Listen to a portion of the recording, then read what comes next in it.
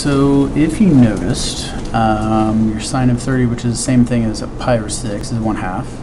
That's going to be the same value as your sine or your cosine of 60.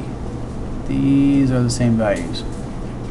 Your sine of 60 is the same value as your cosine of 30. These are complementary angles, so this occurs anytime you have the 30s and 60s. Sine of 30 is the same as cosine of 60, and then your sine of 60 would be the same as your cosine of 30.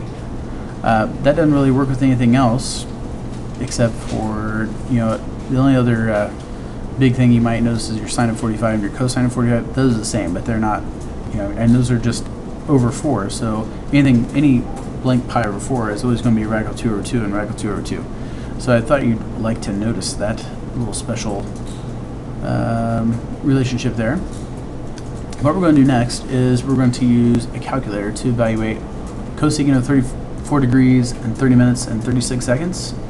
When you do this, you have to convert your 34 degrees, 30 minutes and 36 seconds into a decimal. So when you do that, we're going to say 34 plus, and then it's 30 minutes, so you got to take 30 divided by 60, and then plus your 36, oops, parentheses, don't forget your parentheses, 36 divided by 3600, because you have 3600 seconds in 1 hour.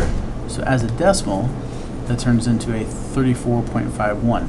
That is really finding a 34.51 degrees. So you need to find the cosecant of 34.51 degrees.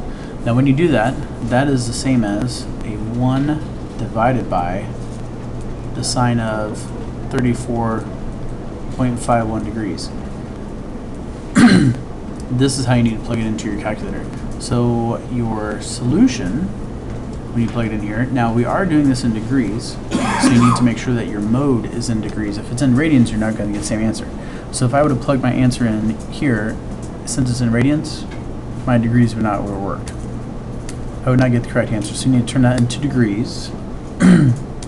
Second quit, and we need to take 1 divided by the sine of 34.51 in parentheses, don't forget that.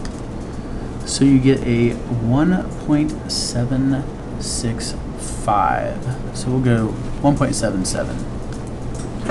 So our answer is a 1.77.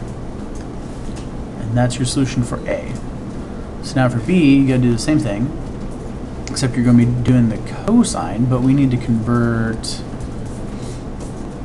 our 5 degrees, 40 minutes, 12 seconds into degrees here. So we know it's going between 5 and 6, but we still need to find out what our decimal is. So you're going to have 5 plus, parentheses, 40 divided by 60, plus, and I always forget the last one, 12. So you're going to have a parentheses 12 divided by 3600. Whoops, one too many zeros. Delete that. Now we enter. So you have 5.67. So we're going to find the cosine